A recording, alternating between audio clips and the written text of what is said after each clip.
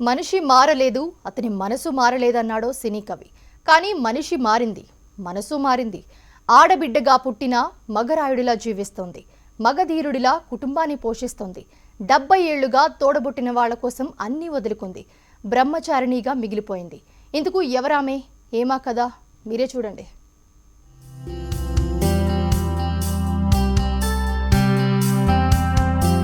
ఆడజన్మ ఎత్తిన గత 70 సంవత్సరాల నుంచి మగాడ్లానే జీవిస్తుంది. ఈవిడ పశ్చిమ గోదావరి జిల్లాకు సంబంధించిన నీలాద్రి అనే గ్రామానికి చెందిన వృద్ధురాలు ఈవిడ ఇప్పటి వరకు పంచా కండువా నిక్కరు తప్ప చీర కూడా కట్టని వైనమైతే ఉంది.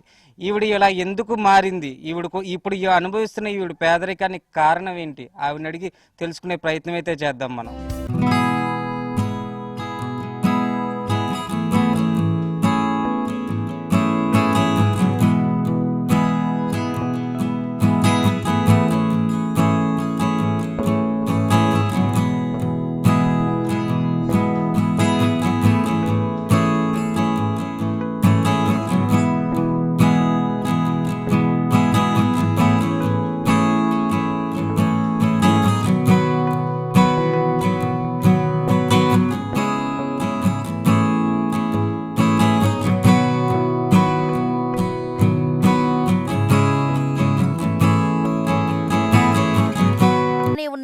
ఒక్కసారిగా కుటుంబాన్ని కుదిపేసిన ఆర్థిక ఇబ్బందులు ఆమెను పూర్తిగా అతడుగా మార్చేశాయి. తోడబుట్టిన అక్కా చెల్లెలకి పెళ్లిళ్లు చేసేందుకు వివాహ బంధాన్నే వద్దనుకొని ఒంటరిగానే ఉండిపోయి స్త్రీవాదానికి కొత్త నిర్వచనం ఇచ్చేలా జీవిస్తోంది సావిత్రి. కుటుంబాన్ని పోషించాలంటే అన్ని పనులు చేయాలని నిర్ణయించుకున్న ఆమె మగాళ్లతో సమానంగా పనిచేసేది. ఆ కూలి డబ్బులతోనే కుటుంబాన్ని పోషించింది. తల్లిదండ్రుల మరణం తరువాత 2 అక్కలు 2 చెల్లెళ్ల వివాహాలను ఆమె చేసింది. కుటుంబం కోసం మగాడిలా మారినందుకు గర్వంగా ఉంటుందంటుంది సావిత్రి.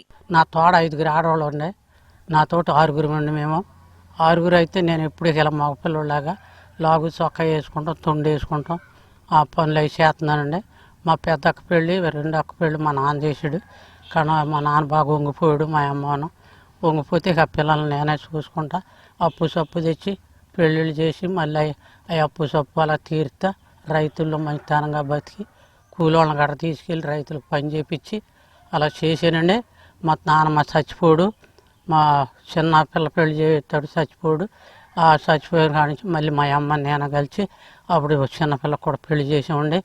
నేను పెళ్లి చేసుకోలేదండి, నేను ఇలా ఉండిపోయానండి. ఈ జన్మ తన కుటుంబం కోసమే అనుకుంది. మగాడిగానే తన జీవితంలో 70 ఏళ్లు గడిపేసింది. ఈ పశ్చిమ గోదావరి సావిత్రి గాథ ఎందరికో స్ఫూర్తిగా మిగిలిపోతోంది. ఇది సావిత్రి కథ. తన తోడబుట్టిన 6 అక్క చెల్లెళ్ళకి 2 మాత్రమే పెళ్లి చేసి తన తండ్రి చనిపోవడంతో మిగతా 4 అక్క చెల్లెలకి తానే తండ్రి తల్లి వాళ్ళకి పెళ్లిళ్ళు చేసి వాళ్ళని పరిపూర్ణంగా సాకి చివరికి ఇలా ఒంటరిగా మిగిలిపోయిన సావిత్రి కథ ప్రతి కుటుంబానికి ఆదర్శంగా ఉండాలని చెప్పని ఆవిడ కోరుకోవడం అయితే జరుగుతుంది. ఆవిడ్ని స్వచ్ఛంద సంస్థలు, చారిటబుల్ ట్రస్ట్ సంస్థలు ఆదుకోవాలని చెప్పని HMTVతో ఆవిడ ఆవేదాన్ని వ్యక్తం చేయడం అయితే జరుగుతుంది. ఇది ఇక్కడున్న పరిస్థితి. కెమెరామెన్ నరేంద్రతో భానుప్రసాద్, HMTV, నీలాద్రిపురం గ్రామం నుంచి.